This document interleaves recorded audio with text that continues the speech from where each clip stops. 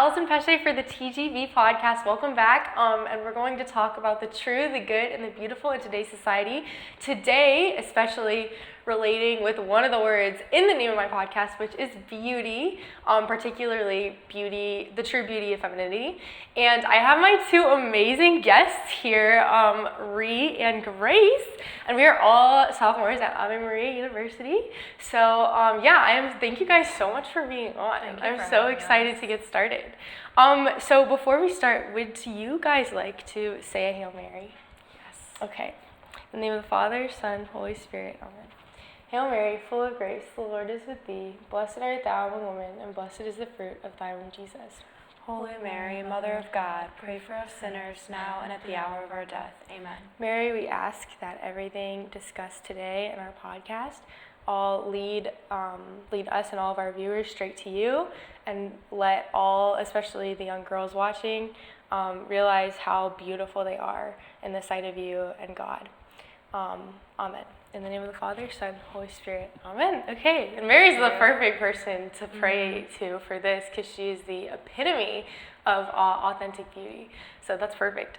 So to start off, actually, Grace over here had a fantastic definition pulled up from the Catechism of the Catholic Church, on what beauty is. So why don't you share that, and then we can talk about it.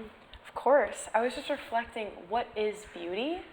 And I was like, why would I put it in my own words when I want to see what the Catholic Church directly says about it? Great idea. And the Church defines it as a transcendent quality rooted in God, who is the author of all beauty, and it's experienced through order, harmony, and truth found in creation, pointing beyond itself to divine glory. It points to God. That is beautiful, no pun intended. One thing I loved in that definition, Grace, was it said transcendent. And something that's really cool is that beauty is actually transcendental. So what it means is there are four transcendental. So there's goodness, truth, unity, and beauty. And what a transcendental is it's something that transcends us, transcends the world, and God is the ultimate of that himself. So God is the ultimate of beauty, God is the ultimate of truth, God is the ultimate of goodness, God is the ultimate of unity. And beauty in particular, he let women, us, in a special way participate with that, which is so amazing. And really, really sad, because today in culture, women's beauty is very, very inauthentic. It's not seen as the true definition. It's not seen as taking part in God's in God himself. It's seen as how desirable men find us, how sexy you are, and things like that. So can you guys tell me a little bit about your experiences with that? Grace, you want to go ahead? Yeah, even just hearing that definition was just making me think about how, stuff like Instagram, or just walking around and talking about oh, she's so pretty. We're not thinking about God. We're not directing ourselves higher. We're not the topic just casually discussed is not often talked about in that way. Yeah. The true way. And I know it's hard and not the norm, but as Catholics, I think it would be awesome if we could be more intentional in conversation to remind all of us that beauty points to God. Oh my gosh, totally. Think about that after this, because I think this is good. Yeah, and I love how you brought up Instagram too, because Instagram isn't in and of itself bad, but like you said, the people in Instagram, the women, it's kind of the beauty it's not pointing to God, obviously, and it isn't even really pointing to their true self. It's pointing to sex. It's pointing to using them as an object.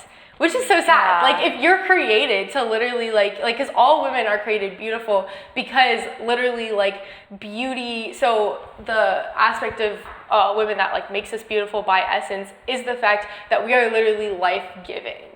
So we are literally our bodies, every single part of our body, even if you can't have kids, even sisters, you brought up, people who dedicate their virginity, their lives to God, still our bodies and our minds are designed to nurture other people. We are created in the image and likeness of God in such a special way that we can participate with God in housing life to other people, which is so beautiful. And isn't it Yeah. sad that, like, you know, like, it's reduced to, like, how, you know, sexually appealing you are, like, to men? Because it's not just physically. It's not just that we have the physical capacity to do that. That's certainly, like, how we were created, like you were saying, in that beautiful, deep way. We're also just, like, our souls are deeply oriented to do that. And that's why, like, nuns and sisters are also just as successful as mothers, as that true femininity, that true nurturing, that true life-giving, is because they just do it with their souls and spirits, and so they can just breathe life into so many people. And, like, if you just think about a conversation, like, men are fantastic, like, they're fantastic. But she has to preface it. She's like, men are fantastic. Like, don't get me wrong. They're more structured, and sometimes they're better at being, like, you know, like, the leaders, or, like, they're structured, or they're, like, you know, they're, like, like, they're facilitating the situation. But women come in, and we have to bring the, like, we care about you, or we're gonna, like, be with you in this moment. Like, we're gonna nurture you. Like, men can be very, like, accommodating and caring too, but, like, we have a special role to do that, and it's, like, what we're created to do, and, like, just we have that mother's touch that, like, comes through, it's, like, spiritually and, like, in that way, in conversation, and it's like what we're called to do in every conversation is to make people feel seen and heard and nurtured. Absolutely. Have you ever, I just thought of this, but, like, have you ever tried to, like, and this is bad, like, you should, compliment digging is, like, so bad, but, like, trying to dig for a compliment from a guy is, like, so funny. It's, like, harder, like, than for a girl. Like, all you have to say, if you're, like, around a bunch of girls, like, all you have to say is, like, oh my gosh, like, I wonder how, like, my hair looks today, or, like, I look gorgeous. Exactly. And you're the prettiest girl I've ever seen. Yes, and it's, you know, like, who does that a lot? oh, she's the best at giving compliments. Oh my god, I always talk about this. I cannot take compliments, which has to do a lot to do with the episode today. Yes, We're gonna keep going exactly. into that. And obviously there's, like, the downside. It's like, okay, women can tend to be more fake, which is not good. Like, obviously, find something good in the person authentically and compliment them. And I'm gonna talk about my experience with, like, being a retired super fake person and, like, fakeness. What a title. Can you say that again? A retired super fake person. So Grace is no longer. Grace is authentic. But the Lord genuine. helps me out of that. Yeah, that's beautiful. No, but, like, and it is tempting sometimes to be, like, more fake, just because we have this, like, innate desire to make other people feel good. Yeah. Like, you want to make other people, but Guys do not have that. No, they don't. If you're like, I feel like my hair looks bad, they're like, I mean, it's not your best day. They're like, it's not that bad. Oh my gosh, yeah. It's true. No, totally. It is so funny. And It's it can make you awesome. feel awful But about yourself. I love that as well, because I think that guys are super real. Like, a compliment from a guy is my favorite thing ever, because I know they mean it with girls. Like, occasionally Allison will be like, you look so pretty. And I'm like, does she mean it, or is she just being a good friend? If, like, a guy friend of mine was like, oh, your hair looks less ugly today, I'd be like, really? Let me say, For, like, little brothers, like, my little brother, when he gives me a compliment, I'm like, whoa. I've told you before, Ree, I literally, I every know, single I time I know. tell you you're pretty, I mean it 100%. I love you. God has helped me be more authentic as well. And that's what we okay, so our little group is very self-reflective. So we were talking the other night about who we are as people, and Allison is very real. Like, I think you are so authentic in your compliments and what you say. You're just very, like, upfront about who you are. Thank and I you love so that about much. you, which is true beauty. It's being upfront with my who you gosh. are and yourself, and you're not putting on that fake face. And I think that's beautiful that you have that capacity. I think both of you guys have that, which is why you're on this podcast today. Aww, so yeah, and actually, like, connecting to what we were saying, like, about, like, you know, like, true authentic compliments, like I said before, like, how God is the ultimate of truth, goodness, and beauty. Like, he's the ultimate of truth. So anything that's truly beautiful, like a compliment, is only truly beautiful, is only, like, a real compliment if it's true as well, you know? So, like, saying something I fake, love that. Yeah, because That's everything that actually is so beautiful is true. And it can seem so kind, like, if you're not feeling your best that day, but someone is really like, you look so beautiful. Yeah. Or, like, it was beautiful when you said that to me, that was a beautiful moment with you. Like, that's still very true. And you have to kind of put aside, like, how you're feeling and be like, well, that is true. Yeah. Yeah. No matter who it comes from. No, totally. Yeah, no, that's so true. And it's very important to, like, accept compliments from other people. Reed's so good at this. Oh, the guy that specializes in. He's getting better.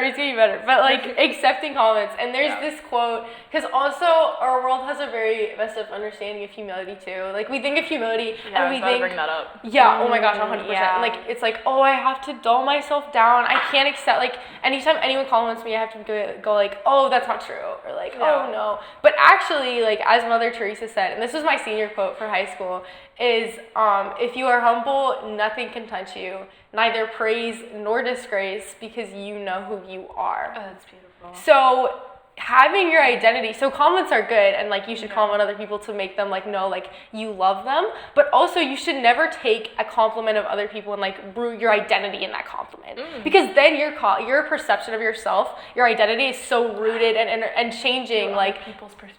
Exactly. Wow. No, Yes. and oh my gosh, 100%. And our identity should be rooted in Christ. Grace is super big on that. That was my, like, because I told you guys I was a retired fake person. Like, that's just my biggest, like, this is how I got rid of that. This is how I overcame that.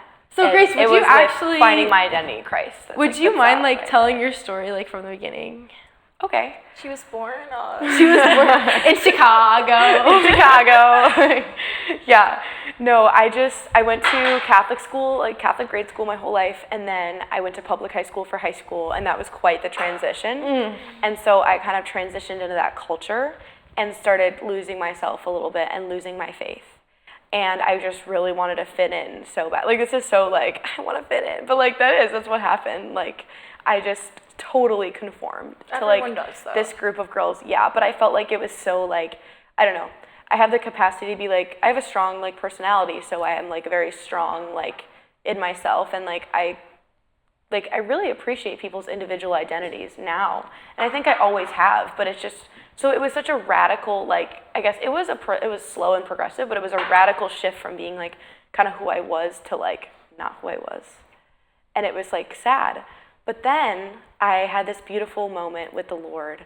I had been doing camp counseling a little bit, and I was at this church, and I had done a retreat there, and then I left the retreat, and like that, like camp counseling was the only place like I felt like I could be myself. It was a Catholic camp counseling, and it was like the only place that I felt like that old identity of like who I truly was.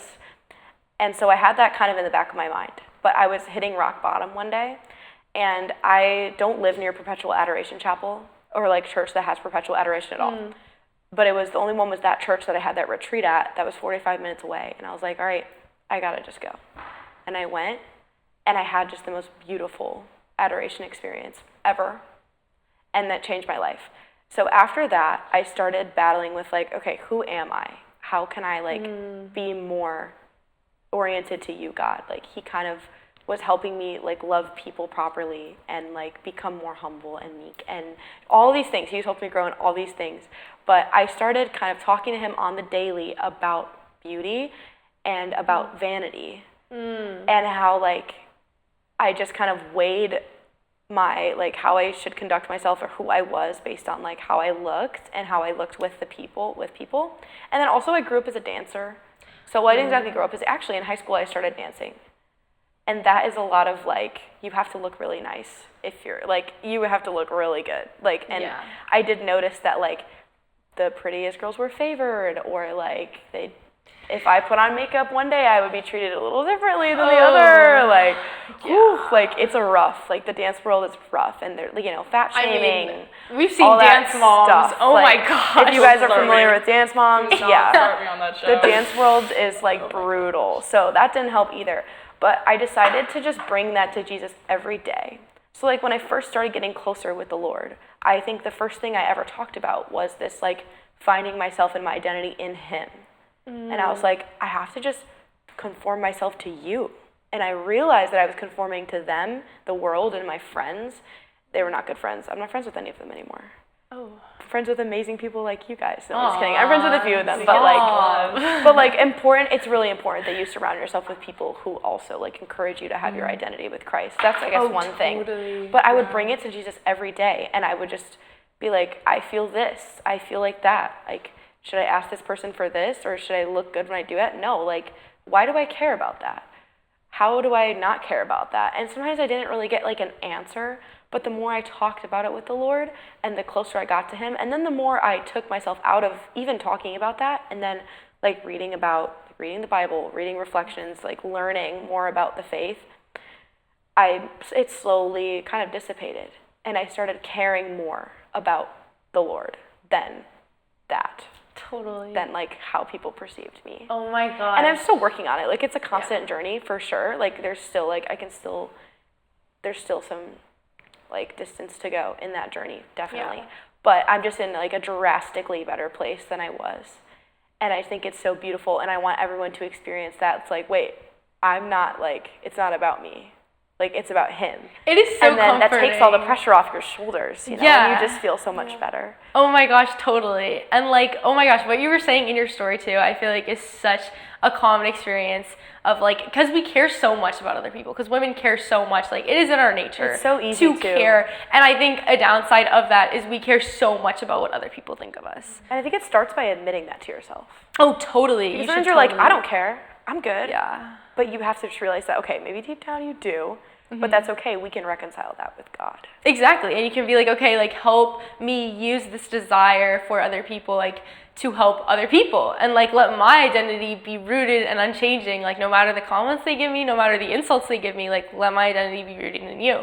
And something that actually like totally changed my life, because I struggled with vanity and like caring about what other people thought a lot. Oh my gosh, in high school. And I think it was my senior year, I picked up this book on the bookshelf, and I was telling you guys a little bit about it before, but it's called Pretty from the Inside Out, and it's by a former model, Jennifer Strickland, and oh my gosh, that book actually changed my life. I remember you mentioning and it's literally like, a fifth grader could read it. I think there my any mom... lessons specifically that you learned from it? That, Oh, like, yeah. You were like... Oh, 100%. There was this one line I remember, and it phrased it so well. It was telling you not to, and like she said, ride on the roller coaster of other people's opinions. Which is just so perfectly said, because it is such a roller coaster relying on other people's opinions, like about how you look, about who you are, because one minute they love this person, the next person, the next minute, like this person's super popular, and it is such a roller coaster. And you look even with beauty standards, like societal beauty standards, oh my gosh, like that's what I was thinking about. Oh my gosh, like in the 1920s, the flappers, you wanted to be like super skinny and like flat. And then the like Marilyn Monroe's era, curvy was back, and then curvy wasn't back in the early 2000s. It was like skinny, and then it was Kardashians in the 2016 era, and now it's, I don't even know at this point. But I don't even know. Yeah, like it's changed so much. It totally has. And you look at the news and you see celebrities constantly like getting plastic surgery, like getting BBLs, and then getting them undone when that's not anymore. Like shoving their bodies with plastic and like getting it taken out again just to fit like what other people want. And it's like, well, it's a roller coaster. Like you're going to be riding on this roller coaster. God, when he created you body and soul. So he created your body. Your body's beautiful, your body's good. And you, like every single person, and this is like, science is amazing. Like it's amazing how everything just like culminates like in God, everything that is, like including science, because like every single person's human DNA is completely unique. Like there will never ever be another like set of human DNA like that exists in the world after you. And so like snowflakes, no one is the same. Exactly. Yeah, no. And it's like so beautiful because God created you to look like you. God created you to look like you for a reason, and that's so beautiful. And you don't need, and like society beauty standards don't matter. They're ever changing, and God is unchanging. God is unchanging, whereas standards are constantly changing. Yeah, and I think when you think of that, it takes away from the beauty of before I knew you in the womb, before you were in the womb, I knew you. Like God created you to be you as a soul, and we get our bodies back after the end of time. I understand that. But it's not in the physical sense of we return to this materialistic being. We are us. And that's what you have to focus on. When you like insult what you look like, when you insult and you think so much on like your face, you're insulting God's canvas of who you are as a person. Yeah. You're literally his painting. Imagine like meeting Michelangelo and being like, Yeah, the Sistine Chapel wasn't that great. Sorry. Yeah, I know. It wasn't awesome. I didn't love it. It didn't really stand out to me. Honestly, like, the faces weren't as symmetrical. I didn't like my hair. Like, and like saying all these things that you say to God constantly when you look in the mirror and you're complaining.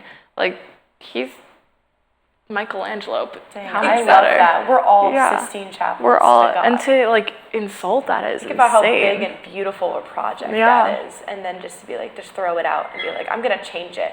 No matter how much you hate to conform your body, to some other, like, imagine Michelangelo try to do like Picasso type paintings.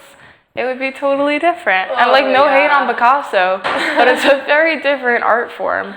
And to conform to man's standards when you're God's is insane. Oh, that's beautiful. I love that. Because literally, okay, you said no hate on Picasso, like a little bit of hate on Picasso. Like, I'm sorry. But, if you look at early Picasso paintings, they're actually beautiful. He conformed to modern art of his time, or like conformed to that new type of art. Yeah. But yeah, so and there you go. It's conforming when you conform. Exactly. Did he start the new form of art? Either way, his early paintings were gorgeous. I'm not an art major. Please don't hate on me. And I'm not an artist, so like whatever. But like no, but literally we are creations by like God. Like think about Michelangelo. Like obviously God is God, and like Michelangelo is Michelangelo. Like we are these beautiful works of art, and like you said before, like trying to change ourselves to fit like man's art over God.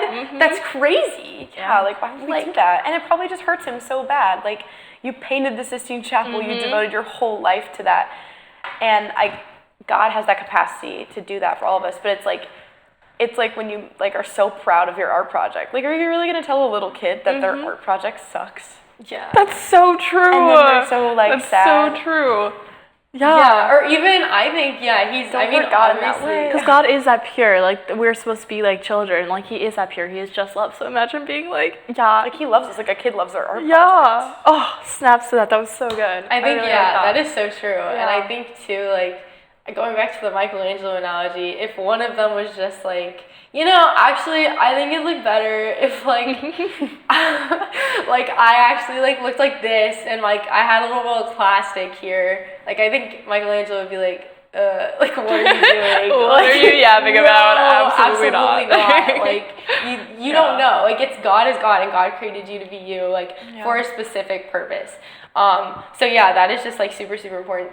And that's also like true beauty. So like as much as God created you body and soul, like your true beauty does come from within you. It does come from your soul. Like that is the part of us that is eternal, that like will, like be with God forever. And so actually there's a saint that really embodies just like the true beauty of the soul, and that is Saint Kateri, which is Ree's special saint. So Ree, do you want to talk a little bit about Saint Kateri? I have such a devotion to Saint Kateri. I think she's just such a beautiful person. She came from a Native American tribe in New York. Shout out Homeland, let's go. Oh, sorry. I love New York so much. Anyways, back to the topic. We have Chicago pizza. We have Chicago, New York. Pizza Texas. We can go on for this for a while. I love Texas. My favorite place. This is so off topic. My bad. Sorry. Anyways, Saint Kateri was the most beautiful person. She was born the daughter of the chief of her tribe. Her mother was an Algonquin who was Christian, I believe, and she was kidnapped. I'm pretty sure about that.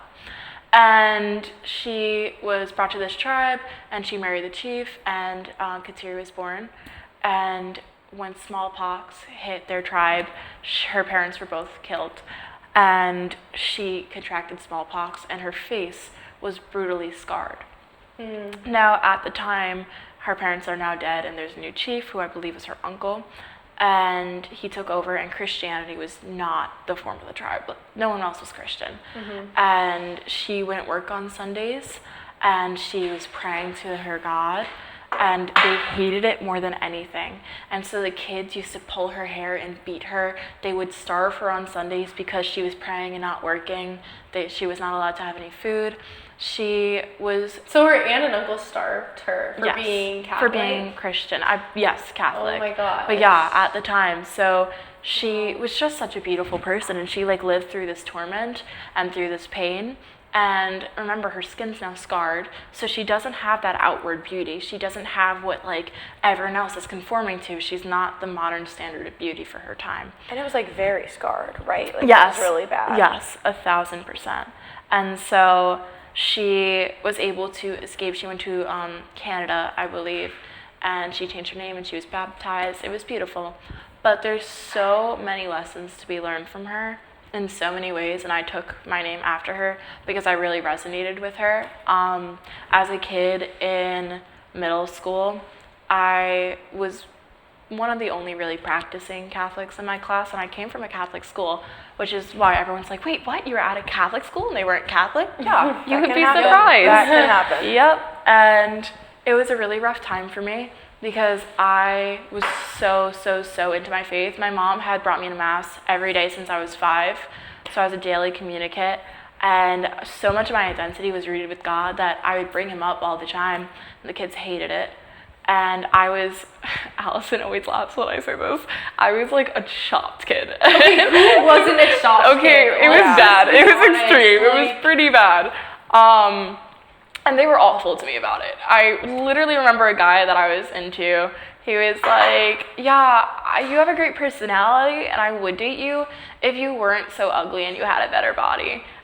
To an 8th grade girl, I literally that stuck with me. And the girls were like that too. They were so mean.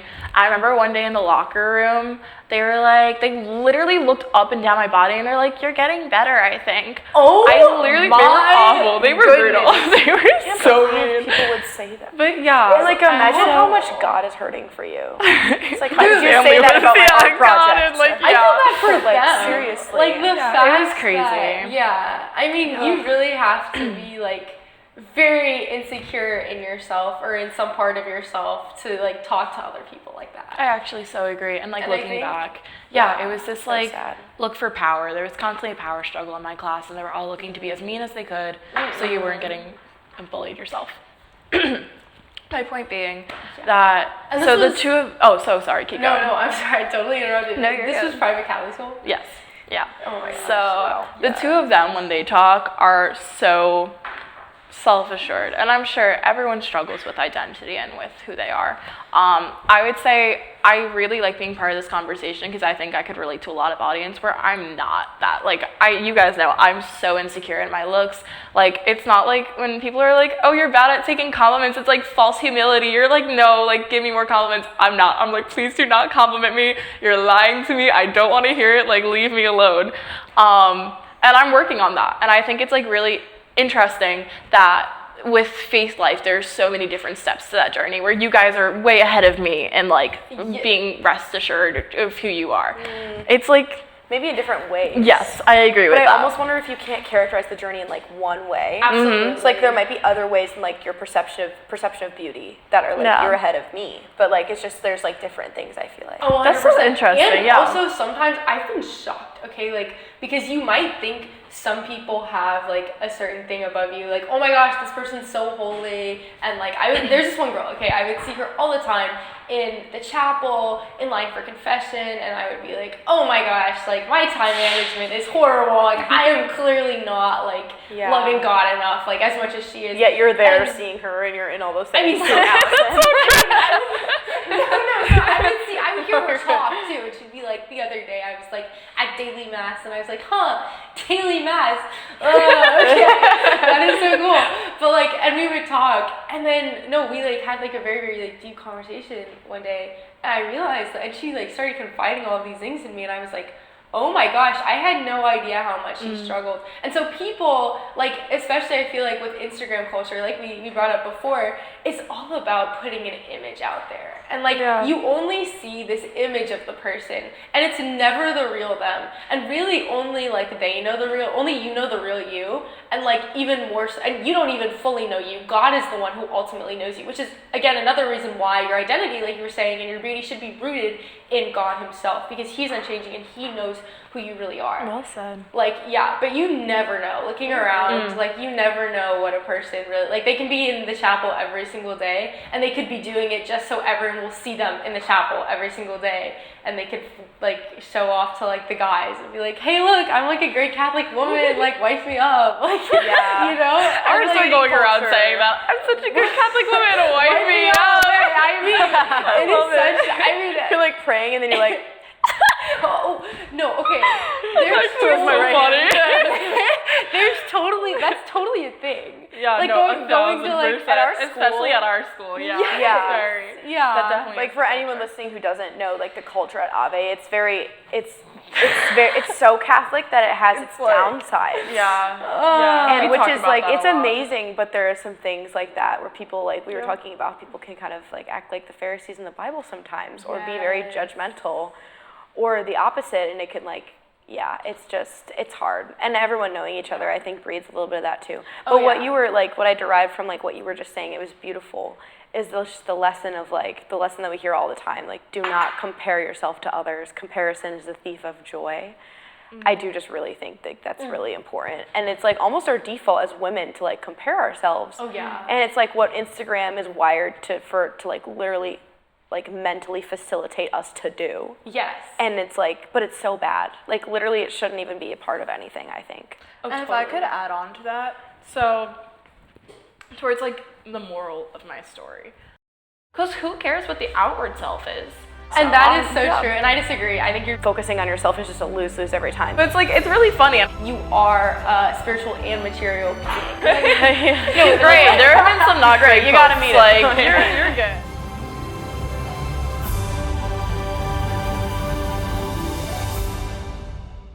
Like I was saying, I do struggle with being insecure. But something I found with that and towards what you were saying is that your biggest problem is self. I think individualism, I talked about this on the banquet, individualism is like the worst part of our country right now. I think there's such an emphasis on self in our society that has completely ruined community, any hope of like having empathy as a person, because you're always like every man for himself. But also the idea of like the worst thing you can do is focus on yourself constantly. Stop looking in the mirror. It's not about you. Life isn't about you. And like our society has made that life is about us, and it's not. You're going to be gone in like 80 years. You're not gonna exist anymore. And I think it's like 3 generations after that, like people don't even remember you anymore. You're gone. So stop living like life is about you. Start living for others. And I've realized this, that I am happy with myself because I don't think I have like that outwards beauty, but I love who I am as a person. And that's why, like you were saying, you're like, oh, you have other forms of beauty that you see about yourself. And I love like who I am. And so despite the fact that I'm working to love my outward self, it's working to love your inward self that is what is the emphasis. Because who cares what the outward self is? Like, that's going to be gone after a while. It's that legacy that you leave. It's who you have become. They're not going to talk about how beautiful you were unless you're like Marilyn Monroe. And even then, you hear all the things that she did. You hear all the scandals. You hear the affairs. That's what's remembered. Your character is what's remembered. Oh, I love that. Your Yeah. character is what's Your remembered. character, That's yeah. awesome. And that is so Yeah. true. And I disagree. I think you're beautiful inside and out. Thank you. are. Yeah. But, yes, But it's that working is true. towards like, I think the more that I put emphasis less on my looks, the more I'll love my looks. And that's Yeah. why like for Lent, Yep. I gave up makeup. And you can't tell that right now because I am like on camera. So I'm like, all right, I'm going to get dressed up and Exception. stuff. It is an exception. But every day I make myself uncomfortable and I go out and I don't wear makeup and I learn to love myself a little more. Every Lent I try to do it, and after every Lent I do like how I look a little more. And I think it's putting yourself behind that brings you forward. It's stop putting emphasis on yourself. What a quote. Because that's when you can, thank you. It's when you stop putting emphasis on yourself that you can have that emphasis on yourself. Because you're not looking at all your imperfections. Because the longer that you stare at something, like, you know, when you're having a conversation with someone, and the longer that you look at them, you notice more imperfections. Like, I'm I just can noticing stare for more like beautiful stuff about you. I love actually, you. But But the more you look at something, the more imperfections you can see. So stop looking at yourself that much. Stop putting yourself first. Oh my because gosh. the more you put yourself first, the last you're gonna come in. Like, it's last place every time then. Oh my gosh, Yeah. that is that is such, Wow. and I struggled with that. I mean, it's still, like Grace said, like it's still a journey for everyone. But in high school, it was so bad. I had a friend, she would joke that like whenever like we were talking and there was like a reflective surface in front of me, she felt like there were 3 people in the conversation. Because I would constantly be like looking and being like, oh, like how does my hair look? Like how to like is everything like everything tucked in, like everything. And I was such a perfectionist with how I looked. And it's so true that like what it just makes you so unhappy. Yeah. Because your looks are your looks, you know? Like You're just stuck with that. Go out and live leave your with it, life. yeah. We were made to love others. We were created from love to love. Yes. For love. We weren't created to hyperfixate on ourselves and the way we look. We're not fulfilling our greatest capacity. We are not stepping out of ourselves to love others, like you were saying, how like focusing on yourself is just a lose-lose every time, because we were created to love others. And how much lighter and better you will feel when you step out of yourself to love someone else. Oh my And you gosh. step out of thinking about your appearance. At dance the other week, we were having a circle of like a little like a formation circle, and we were reflecting on vanity in the Bible. And we were talking about how often do you look at yourself in the mirror? And how much time does it take when you look at yourself in the mirror? And what do you think about when you look at yourself in the mirror? And then we were talking about like giving up mirrors for Lent and like covering all your mirrors for Lent. Like some of the girls were bringing that guys up. don't have that problem though. I feel like a guy's dorm. I've been in guys' dorms where they just don't have mirrors. I'm like, what do you look in every day? And they're like, I just go out. Yeah. They're like, I just walk out. And they always have the perfect skin. They're like not stressed. I literally don't think they ever put shampoo in their hair, and their hair still looks good. So it's like, it's really funny. And I love that guys have that where they don't put on makeup. They don't do their skin. I have like 12 skincare products to do every night, and my skin is still a mess. And guys, they're like, I use a bar of soap and 3-in-1 shampoo, and they have like perfect skin and perfect hair. And I think that's such a funny, like, it's so ironic that they have that like lack of self-importance. Not to say that men have a lack of self-importance. But They're just not wired the way we are. They're so self-assured. Yeah. They're just wired so differently. something- And sometimes they're actually but- not so self-assured, but they just think about it. They just have a completely different perception of it because they're just wired so differently. Yeah. And that's interesting to observe that. But I think there's something beautiful too, like you were saying, guys just like not caring as much. Typically, I've met, there's always the exception towards that. Exactly. It depends, but no, generally you're right. You're right. Yeah. Generally, like guys are not, and I do think that like there is something especially beautiful in women, the fact that we do like have that care, because I mean, even if you go to an event and you see like this woman speaker and she just looks so put together, like have you ever had like teachers growing up where they're just so put together? They're so beautiful. And I think Professors at Ave, I'm just like, wow. I know, literally. and it's because like their exterior just like so perfectly like reflects their interior. Like they have just such great things to say. They're clearly such like beautiful, caring people, and like it's okay to like care about your appearance because like you know like you are a spiritual and material being. Like, and so, but I think that is like beautiful, and there is a danger of like, you know, like overdoing it and like focusing so much on the exterior that it becomes like your main identity, which is such a problem. Like that is like a really, really deep problem. But I just love when Ree said Sistine Chapels, because our bodies are temples of the Holy Spirit. Yes. And I just love thinking about that. And we're not supposed to be vain about this temple of the Holy Spirit. We're supposed to take care of it. Exactly. And nurture it and like keep it healthy. But we're not supposed to be like, oh my gosh, how can I change it to look better, to be beautiful? And when you say Are we saying beautiful, or are we saying beautiful that points to the divine, like that definition said? Totally. Oh my gosh, exactly. I'm sorry to cut in, but when you say vain, first it makes me think of, we were just singing this morning, we were all singing Carly, what is it, Carly Simon? She's so cute. You probably think this song is about you.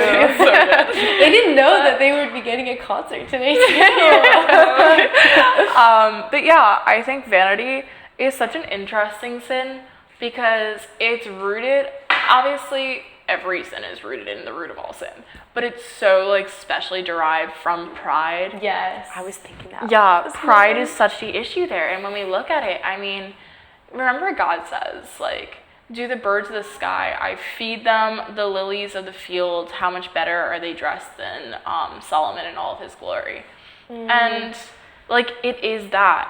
God is going to provide, but, like, also towards that, think of how beautiful we were in adoration this morning, and I was looking at the cherry blossom tree behind the adoration. Look how beautiful nature is. Nature doesn't try. Nature's not like, am I wearing enough mascara? Nature is living its best life. Yeah. Just being nature. It's not even like it's alive as a plant, but it's not trying. It's not working towards this. It is God's design. But it's that inner beauty, because it's really just bark and leaves, but it's that inner beauty that's reflected, because it is so pure. It is beautiful in its essence. And that's why nature is so beautiful. Yes. Because God created it. Yes. It naturally like brings you upward when you're like out in nature, and like it points to God, and it's just so beautiful how that works. And I think what you're saying too, like about like the, you know, like the importance of being your character is who you are. That is like something I've been realizing lately is just so important, cultivating your character. And it actually makes you like just like a more beautiful person overall. And I think so it reminds me of this time I had this really, really good friend, and she was like really pretty, like objectively really pretty, but she would talk about it all the time. And she would say like, and she would be like, you know, like, oh my gosh, like this guy said this to me, and like he called me a model, and I am, and like all, and she would say all of these things, and it was just like constant. And and she was like a beautiful girl, but it did just take away a lot. Like you would be like, okay, like is that kind of like all you? Why don't you talk about like other things? Like it's kind of, and I feel bad because it's clear that like, you know, like that was a big part of her identity, and I think that is a problem for girls who are like very like beautiful, and it's a struggle for sure. And I met so she had this other friend she introduced me to, and this other friend too, like beautiful, beautiful person.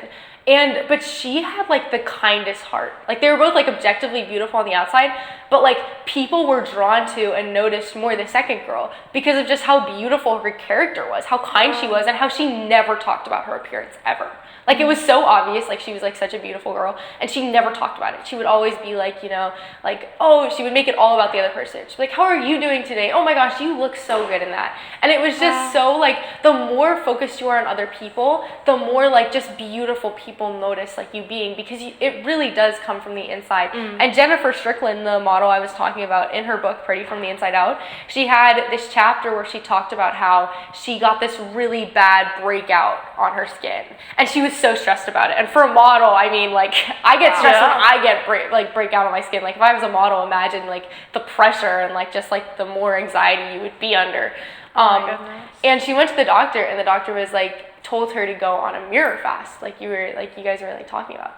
And he told her, like, not to look in a mirror, which that is kind of, like, the last thing I want to be told when I go to the doctor about acne. But he told her that. And so for, I think she said, like, 4 weeks or something, like a month, she did not look in the mirror. She read the Bible, and after like, I don't know, like the first week or two, a lady like just commented like, oh my gosh, you were just glowing, because she was glowing, like was just like the word of God, and just how beautiful she was cultivating like her interior to be, her character, because that's what happens when you're like a beautiful person, you literally glow. And the story of Saint Kateri Tekakwitha, like when she was dead, actually this is like my favorite part. Sorry when to leave it out. When she was dead. Like, you had one job. No, this is perfect. Yeah, but tell like me. I'm when so she died, when like she died, she had this. Her face was completely healed. Like she glowed. That's right. Did you know that? No one told me this. Oh my gosh, yeah. So. Oh my goodness, my teachers failed me. That is so cool. I had never learned that. Well, I mean, yeah, I love that. It was like a beautiful witness to just how like she lived her life, like you were saying in your story. She just lived her life like such a beautiful person, and at the end, like God allowed it to just like glow so clearly like on her face. And I think it's just such a beautiful like reality that you are like your character is the most important thing, and your character shines through your exterior too. Whoa, So that was really that's cool. amazing. I really like that. Ree was talking about designs, and literally this beautiful psalm is about how precious to me are your designs, O God. How vast the sum of them. Were I to count them, they would outnumber the sands. When I complete them, still you are with me. And that just made me think of the cherry blossom tree and the roses, how they're all clothed, and there's so many of them. and they're so beautiful. And God designed each one uniquely with their special characteristics of beauty, and He thought of their character. He fostered each, and that goes for people too, each individual, their character, and He endowed us with certain special gifts and talents. And I think it's really important that we think about those too, and we help, like, I think it is good to self-reflect in the way of, like, I definitely agree with your point about individualism, not to the point where you put yourself above loving others, but it is good to identify, like, what are my God-given gifts and how can I use those to help the Lord and, like, discern my vocation. I think that even comes as a part of, like, that's recognizing your beauty too.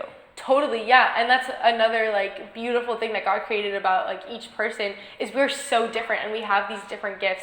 And actually, I swear, every single video I record, I bring this up. So, like, sorry guys, but John Paul II, he's like my favorite. We know, don't worry. They know, but he said he literally changed my life. But That's beautiful. He's like just a fantastic person. And obviously, like, way to state the obvious, mom, like, oh my gosh. It's always good to reiterate. The Pope is just such a good person. Like, He's great. There have been some not great. You gotta meet him. Like, you're good. Yeah, That's or true. like he's like one of the greatest saints of all time, and I'm like, oh, he's like so good. Like, JP, he's amazing. He's like fantastic. Yeah. And one of my favorite quotes by him is, "It is in giving of yourself that you find yourself."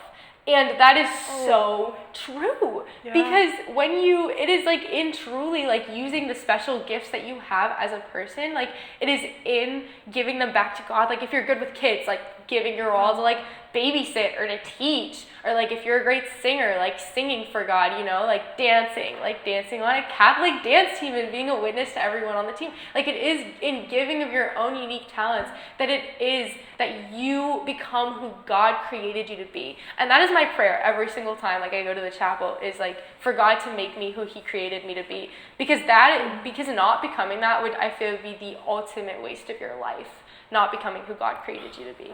Well said. So yeah, but no, that is like so true, that it is in giving of yourself, of your gifts, that you find yourself. That makes me think of the St. Francis prayer for peace. It is in giving that we receive. Oh, wow, it is in giving that we will find. Yeah. I was thinking of King David dancing in his underwear. I was like, how does someone dance for God? And I was like, no, they did it. Like, that's biblically accurate. Yeah. King David, oh my gosh. Yeah, we like glorify God with our bodies when we dance. Yeah. Yes. But because we're like glorifying the body. But just get in giving and you will receive, like. And that's what we were talking about earlier. It's all about giving of yourself. And when you do that, you don't have to hyperfixate on how you look. Oh, totally. Yeah. And that's what will come through, and that's why the people appreciated the second girl, maybe more than the first. Mm-hmm. Because she gave of herself more. Exactly. And they received the love from that they are supposed to receive from each other. Because we're in this community, we're in this body, and we're supposed to love each other and bring each other to heaven. And we all know that. But let's not let anything get in the way of that. And that's what the devil wants. And that's why culture twists beauty so much, is because vanity is a great way to just put that in the middle of everything and block you from giving that love because you're so like turned in. Totally. Oh my gosh. And it takes away from your overall beauty as a person. Because if you're not, something is so beautiful when it does like what it's created to do. Like when you see a beautiful flower grow, like part of what makes it so beautiful is it's like, oh my gosh, it's just growing. Yeah. And it's just doing what in accordance with its nature, which is to grow. Yeah, and when we act in a way like God created us to act, it just adds to our beauty as people. So everyone watching, find who God created you to be and go give of yourself in that way. That is just so important. That is how you will live the fullest life. Yeah, and I think I'm so sorry. No, go ahead. I think we were talking about a little while ago, the most important way to find that in your everyday life, like when you just said, go find yourself, it made me think, find someone you think is beautiful, not the outside. Because, I mean, I have these two gorgeous girls right there. I have so many friends. Like, one of my friends genuinely is like a model. And she's so sure of herself in a beautiful way. And there's nothing wrong with outward beauty. It's great that you know that. Every time she gets a compliment, a guy's like, you're gorgeous. She's like, thanks, I know. And it's not in like an awful way. Yeah. You know exactly who I'm talking about too. I do. She's so stunning. And when it's not like not being humble. She's just really aware that she's outwardly beautiful. She's stunning. I love people she that has have such a that good heart quiet with that. confidence and meekness. I There's nothing think wrong that's with really it. important, Yeah. to communicate. You can know your worth, but you can also have that attitude about you. But yeah, keep going. No, you're good. I actually, like, thank you for saying that's exactly it. Like, you have to know your worth. And there's nothing wrong with that at all. But also, know your worth inside too. And to build on what we've been saying, find someone that you think personally is a beautiful person. It can be on the outside too, but look on the inside. Look at what really matters. Because there's so many, like, not to make it weird, but there's so many guys I've liked that many people were like, they're not attractive people. And I'm like, you've never talked to them. They're literally, there's so many awesome guys that I've been with that, like, aren't, like, conventionally attractive, but I really do think are just such great people that I saw such beauty in them. And my mom is such a gorgeous woman. Literally, I think my mom is, like, the most stunning person ever. She is. She is, yeah. I've seen her on FaceTime. She's my best friend. Anyways, my point being, I think my mom is so beautiful, but she's also so beautiful inside that I always try to be more like her every day. And I think, like, finding people like that, Mother Teresa, she was this tiny little old lady. Oh my god. But it's nothing about her looks. It's that inside beauty that makes her beautiful. Oh my god. And you want to find that. I think emulate beauty that you see around you. Emulate other people's beauty, and you will become that beauty. Would you agree that that's, like, spiritual beauty? Oh, well said. Oh, I like that. They're like, because their identity with God is they're so tight with God that this communicates that spiritual beauty. So well said. Yeah. And like, I love that you said that. I was thinking about that, like, actually yesterday, because there's this picture in the chapel of Mother Teresa. Yes, I look at that picture all the time. Oh my gosh, and she just has this, like, glowing joy on her face, and it is beautiful. And I think too, actually, this is something I was thinking about, is so often when you think the word, like, femininity or beautiful, you think, like, this, like, sweet, quiet, soft-spoken, like, pretty girl. And it's like, no, that is not true beauty. True beauty is Mother Teresa was not this, like, meek, like, docile, like, I mean, she was truly meek. She was, like, truly meek. Yeah. She was a powerhouse. She went and she set the world on fire. Like, and I think too, when we have, as women, we have, like, this innate, like, protectiveness of children. And it's not like this, like if someone is, like, going after your child, you're not like, oh, like, hey, like, don't do that. Like, no, you're you mama step in bear. front, you, like, no, you, like, destroy that person. You're like, get away from my child. And there's this fire, there's this passion that is, like, so good and is part of, like, beauty, is part of femininity, is, like, this fire to protect other people. And, like, you should and ought to cultivate that. Like, especially children, like, especially with everything that's happening, like, in the world right now with, like, people taking advantage of children. Oh my gosh, it's like, I remember I heard about that, and I just had this, like, the more I hear, I just have this, like, fire in my soul. I'm like, this is so wrong, this needs to be stopped. Yeah, I remember that movie that came out recently, directed by Jim Caviezel. What was it called? Oh, Sound of Freedom. Sound of Freedom. Oh, yes. everyone should watch that movie. But yeah, it's Such a good movie. Because, Would okay, recommend. we're living for ourselves every day, and I'm so guilty of this. We're living for ourselves. What are we doing to make an impact in the world? Like, genuinely, when are we stepping out and making a difference? Sorry if it's explicit, but kids are being human trafficked. Yeah. Yes. Like, and I just, relate to the What are we protectiveness doing? so much. Like, I grew up as the oldest, and I just, and then being in law and politics. Yeah, we're like that. Wait, we're very protective are we people. oldest girls? Oh, Are we? I'm an oldest. Oh. You have siblings? Are you? Yeah, I have 4 years. Wait, no, we talked about this. We did talk about this because you had Anna too. No, you had Annie. You had Annie. I lied. I knew this. No, 4 younger. I have the memory of Dory. I'm so sorry. I, like, knew that. I just me didn't, too. like, think to, like, bring it up, except, like, oh, yeah. And you can kind of see that in all of us, how we, like, but I think we really relate on that we just want to protect the people we love, and we want to protect the people that can't protect We're like that with themselves. friends too, though. I'm very protective of my friends, almost to a fault. Yeah. And so, but that's just a beautiful, like, natural, God-given thing that's instilled in us that we can look at as a beautiful thing. Obviously, don't take it too far, but we can use that conviction to, set the world on fire, like Mother Teresa. Mother Teresa, St. Catherine of Siena. Like, have you seen the new Cabrini film? My favorite. Oh my goodness, don't even start me. I cried so hard. Listeners, It if you was haven't so good. watched it, Did watch you not that one. sob? It's great. Wait, guys. It was I so cry good. for every movie. It was so good, really. I cry for, like, every movie, but I cried so hard when I watched Cabrini. I mean, I see why. It was there was some pretty sad parts. She was like, I just wanted to be like her after watching the Yeah. movie. And I love that she was feminine and she was meek and she was a nun and she didn't hyperfixate on herself. She wasn't like, I'm the best. But she was so strong and powerful and fiery enough to set the world on fire. Exactly, fiery enough to set the world on fire. And St. Catherine of Siena, she says, be who God created you to be and you will set the world on fire. Like, we're not called to, Like be passive, like, yeah. oh yeah, like that's nice. Like No. Padre Pio, he slapped it into people. Not to say that slapping is okay, but slap it into people, bro. Yeah. If I'm doing something wrong, you guys need to stop me, and if they're doing something wrong, we're gonna stop them. And I think that's why we're good friends for each other, because we're able to balance each other out well and guide each other to be good. But you need to be guided too, so you have to surround yourself by beautiful people. Yes, spiritually beautiful people. Exactly, yeah. No, 100%. And that will help you cultivate yourself and help you grow. And that's my mom. She always, growing up, she was always you are the 5 people that you surround yourself with. So my mom always says that too. I think the saint said that. You are your friends.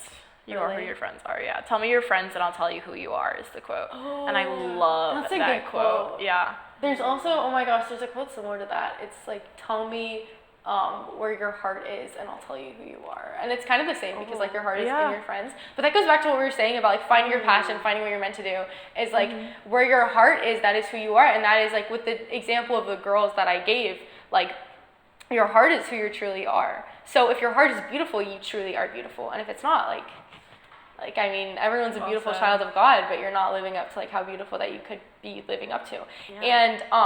And you could clearly see people whose heart is themselves, is their appearance, that's all you see, and that's just not how you were created to be. Whereas the people whose heart is rooted in God, rooted in Christ, rooted in giving of themselves to other people, you're just blown away, because that is what is truly beautiful, and that is inspiring. Meeting them is impactful. Yeah, because they're fully alive.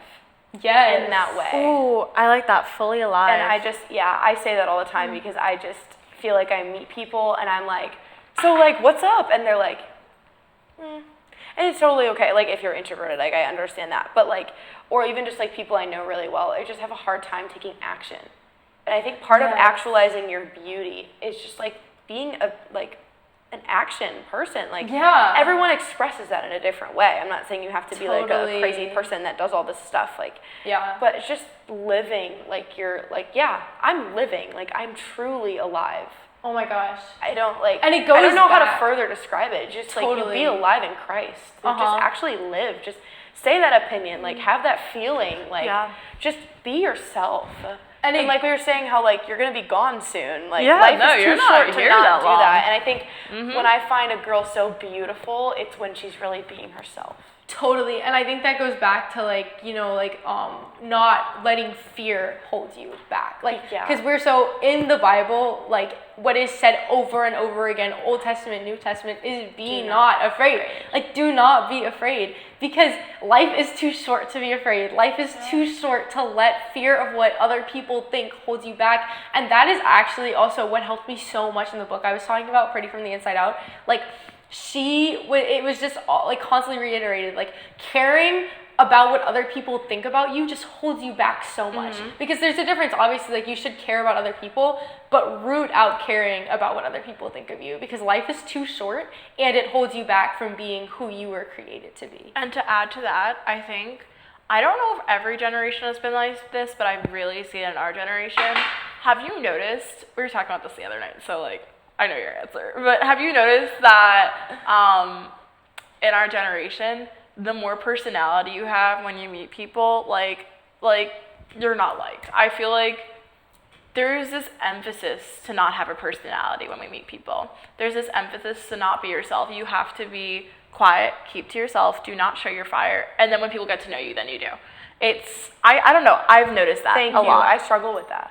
Yeah, and because we both have really fiery personalities, and so do you. It's struggles with that a little bit. You just feel squelched, but you have to be. And also sometimes you want to be. You want to hide, and you just want to be because you want them to like you. But that's not what you're talking about. That's a form of vanity. Yeah. Oh my gosh, not actualizing who we are. Yeah. And that's you should root out caring about what other people say, because totally. No, that is just so true. Being who you truly are, that is how you will be truly beautiful. So just to wrap it up, because wow, we are at time. This was such a great conversation. Thank you guys so much. Thank you. In closing, do you guys have any practical tips of like, because it's easy to say, root your identity in being a daughter of God. Yeah. But do you have any practical tips on how to do that in your everyday life? Yeah. Some practical tips, I would say, other than like I had mentioned praying before, like bringing it to God is so important, and just talking to him about it authentically. And I noticed that the more I did that, the more he kind of redirected my thoughts to other things, to care more about, like loving other people and different things. And also finding what you truly love and just like to do. Like I like to reflect back on my life now and realize like what hobbies I did as a kid that I actually like to do, versus like sometimes I was put in sports because like it was what you did. I did do martial arts. I did horseback riding. It depends on the more random stuff I did. Like I also did like soccer, You've volleyball. done so many. Like I've done a lot of stuff. This comes out in conversation. Like what? I'm like so random. I'm like the queen of random. I've done like a lot of stuff. So funny. And like dance is a newer development because I truly loved it. But finding what you truly love.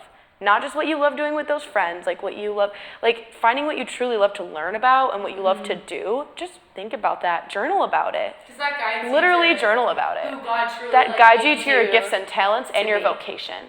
Yeah. And it's hard. That can be a hard thing. Like vocation is a hard thing. But I found that the deep conviction in my soul for politics and law overrides my idea to just live in Hawaii and swim with the fishes and like be like a tour guide. That like would be so like cool. you know, one of those tour guides that like swings on the swing and takes like epic pictures of you.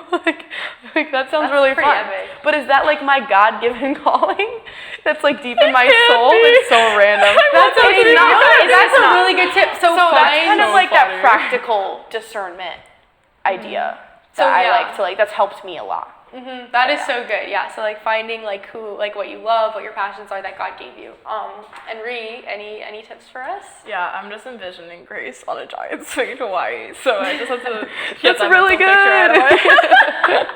Move this way. Okay. My advice is low-key the exact opposite of Grace's, despite the fact I completely agree with her. We're so yin and yang sometimes. We talk about this so often. Yeah, we're so yin and yang. And I agree with her. Everything that she said is true. My advice is just to take out sense of self. Stop focusing on yourself. You're not that important. Stop making your life all about you. Start living for other people, because when you start living for other people, you find who you are.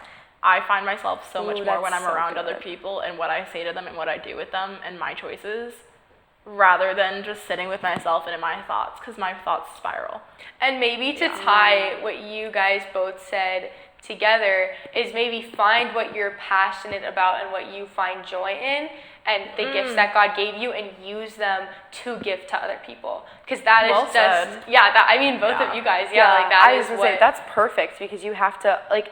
I think it is really important to understand your identity, and that's kind of what I was talking about, but you're talking about bringing that out and actually using it how it's actually supposed to be used. 1,000%. And I just think that's like, it always connects in the end with us. Yin and Yeah, yang, but there's and that's that what middle. saints do. Like saints go out and love others, and I definitely I'm so glad that you re-stressed that, because that's just so important. I'm glad you brought up the saints, because each saint, she was saying, is so unique and different. There's not like a cut and paste way, like this is how to be a saint. Like you become a saint by using the gifts and talents that God gave you uniquely to set the world on fire for God.